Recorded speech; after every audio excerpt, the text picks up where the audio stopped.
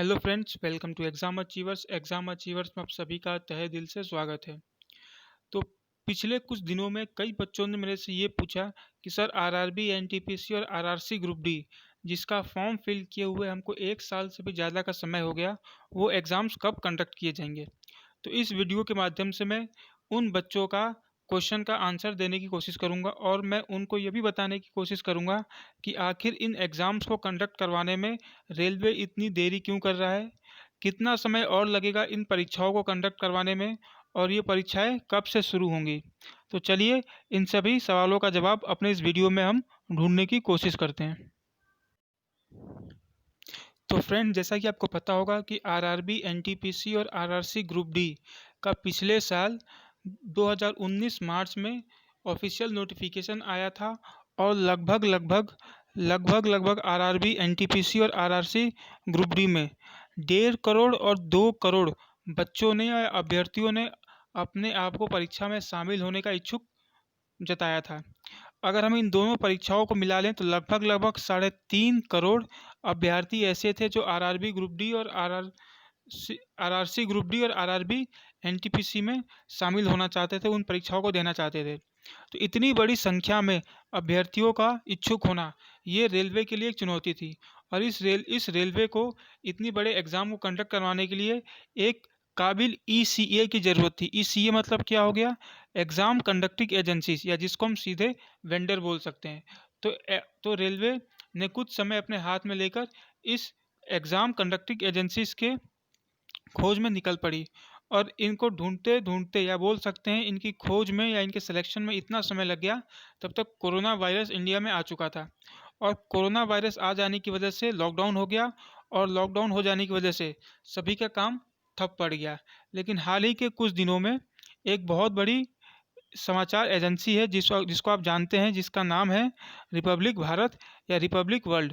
उसने अपने न्यूज़ में उसने अपने न्यूज़पेपर में एक आर्टिकल छापा था। उसने ये बताया था कि रेलवे ने अब ऑनलाइन बिडिंग का मतलब क्या हुआ कि जो भी एग्ज़ाम कंडक्टिंग एजेंसीज रेलवे का एग्ज़ाम कंडक्ट करवाना चाहती हैं, वो ऑनलाइन एप्लीकेशन रेलवे को सेंड कर सकती हैं, जिसकी शुरुआत 14 मई को होगी और जून के 8 तारीख को ख़त्म हो जाएगी। यानी 8 जून को आखिरी दिन होगा जिस दिन एग्ज़ाम कंडक्टिंग एजेंसीज अपना एप्लीकेशन रेलवे के पास भेज सकती हैं। यानी 8 जून के बाद से रेलवे क्या करेगा?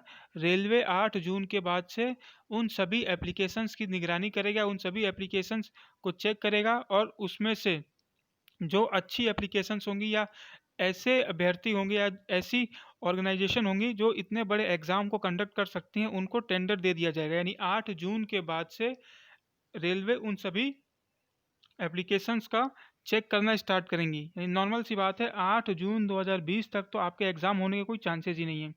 8 जून के बाद रेलवे क्या करेगी? उन एग्ज़ाम कंडक्टिंग एजेंसीज उस एग्ज़ाम कंडक्टिंग एजेंसीज के फॉर्म को चेक करेगी और उसको सेलेक्ट करेगी। तो लगभग 8 जून से आप ये मान सकते हैं कम से कम 1 से 1.5 महीना लग जाएगा इन एग्ज़ाम कंडक्टिंग एजेंसीज को चेक करने में, उन एग्ज़ाम कंडक्टिंग एजेंसीज को पता करने में। और रिपब्लिक वर्ल्ड ने एक दिन अपने न्यूज़पेपर में ये भी एक आर्टिकल छापा था कि पीयूष गोयल जो हमारे रेलवे मिनिस्टर हैं, लोकसभा में ये सुनाया है या ये बताया है कि एग्ज़ाम कंडक्टिंग एजेंसीज के मिलने के तुरंत बाद रेलवे अपना कार्यक्रम स्टार्ट कर देगी और जुलाई 2020 तक एग्ज़ाम कंडक्ट करवा लिया जाएगा। पर ये सरासर गलत है। ऐसा पॉसिबल ही नहीं है कि जैसा मैंने आपको बताया कि 8 जून तक इलेक्ट्रॉनिक बिडिंग होगी या ऑनलाइन बिडिंग होगी, जिसमें जितने भी जो एग्ज़ाम कंडक्टिंग एजेंसीज हैं वो रेलवे को ऑफ़र भेजेंगी कि हम एग्ज़ाम कंडक्ट करवा सकते हैं, और 8 जून के बाद रेलवे उन ऑफ़र्स को चेक करेगी और उसमें से जो काबिल ईसीए होंगी या एग्ज़ाम कंडक्टिंग एजेंसीज होंगी उनका चयन किया जाएगा। और इस चयन में 8 जून से लगभग आप मान सकते हैं 8 जुलाई तक का समय लग जाएगा। यानी जो पीयूष गोयल जी ने कहा है कि जुलाई आखिरी में एडमिट कार्ड जारी कर दिए जाएंगे, ये पॉसिबल ही नहीं है, क्योंकि 8 जुलाई के बाद कोई भी एग्ज़ाम कंडक्टिंग एजेंसी जो एग्ज़ाम कंडक्ट करवाएगी वो ऑनलाइन सेंटर पर ही एग्ज़ाम कंडक्ट करवाएगी। और जैसा कि मैंने आपको अपने पिछले वीडियो में बताया था कि एग्ज़ाम कंडक्टिंग एजेंसीज जैसे सबसे बड़ी देश की कौन सी है? टीसीएस है। वो सबसे पहले देश के जो सबसे प्रतिष्ठित एग्ज़ाम है, जिसको हम जेईई या आईआईटी के लिए हम एंट्रेंस एग्ज़ाम मानते हैं, जो ऑनलाइन एग्ज़ाम्स होते हैं, वो जुलाई के लास्ट वीक और अगस्त के फर्स्ट और सेकेंड वीक तक एग्ज़ाम कंडक्ट करवाएंगी। यानी अगस्त के सेकेंड वीक के बाद से ही हम बोल सकते हैं कि हमारे पास जो ऑनलाइन सेंटर्स होंगे वो खाली होंगे। और उन खाली सेंटर्स के बाद, यानी जैसे ही अगस्त के सेकेंड वीक में सभी ऑनलाइन सेंटर्स खाली हो जाएंगे, उसके बाद क्या होगा, एसएससी के एग्ज़ाम कंडक्ट होने स्टार्ट हो जाएंगे। जैसा कि आपको पता है कि एसएससी भी एक बहुत बड़ी संस्थान है और जिसके बहुत सारे एग्ज़ाम्स ऑलरेडी पोस्टपोन चल रहे हैं। तो सबसे पहले एसएससी के एग्ज़ाम कंडक्ट होंगे, जो सितंबर से स्टार्ट होंगे और हो सकता है अक्टूबर नवंबर तक चलें। तो मैंने हाल ही में न्यूज़पेपर पढ़ रहा था, और एक और देश की सबसे गिरामी न्यूज़पेपर कंपनी, या जिसको बोल सकते हैं एक विश्वसनीय अखबार, द इंडियन एक्सप्रेस ने ये बताया है कि आरआरबी एनटीपीसी सीबीटी 1 अक्टूबर नवंबर और आरआरबी एनटीपीसी सीबीटी 2 जनवरी फरवरी, ये 2021 है, ये जनवरी फरवरी 2021 में होना संभव है। पर मैं आपको बता दूं कि द इंडियन एक्सप्रेस करीब करीब वहीं तक है जहाँ तक मेरे हिसाब से। तो मेरे हिसाब से लगता है कि आपका आरआरबी एनटीपीसी पहले, सबसे पहले क्या होगा, जैसे ही लॉकडाउन ओपन होगा तो सबसे पहले जुलाई लास्ट वीक और अगस्त के फर्स्ट वीक में हमारे जेई के एग्ज़ाम कंडक्ट होंगे, और जैसे ही अगस्त का सेकेंड वीक ख़त्म होगा तो एसएससी के एग्ज़ाम स्टार्ट हो जाएंगे।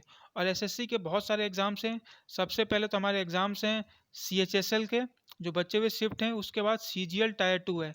जब ये दोनों एग्ज़ाम कंप्लीट हो जाएंगे तो हो सकता है उसके बाद से ही आरआरबी एनटीपीसी या तो अक्टूबर लास्ट में, नवंबर के फर्स्ट वीक में आरआरबी एनटीपीसी का एग्ज़ाम कंडक्ट हो सकता है। और उसके तुरंत बाद जनवरी और फरवरी 2021 में आरआरबी एनटीपीसी सीबीटी 2 का एग्ज़ाम कंडक्ट किया जा सकता है। और जैसे ही आरआरबी एनटीपीसी सीबीटी 1 और सीबीटी 2 हो जाएगा तो आरआरसी ग्रुप डी हो सकता है, आरआरसी ग्रुप डी का दिसंबर में कंडक्ट करवा ले, या फिर ये भी हो सकता है कि ज़्यादा अभ्यर्थी होने की वजह से फरवरी के बाद से एग्ज़ाम कंडक्ट हो।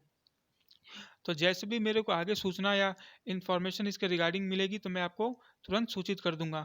बस आपसे एक रिक्वेस्ट है कि अगर आपको ये वीडियो पसंद आई हो, इसको प्लीज़ लाइक करें, इसको ज़्यादा से ज़्यादा शेयर करें, अपने फ्रेंड्स में शेयर करें, और इस चैनल को सब्सक्राइब कर लें ताकि आने वाली सभी लेटेस्ट इन्फॉर्मेशन मैं आपको इस चैनल के माध्यम से दे सकूँ। तो फ्रेंड्स, तब तक के लिए bye and have a nice day.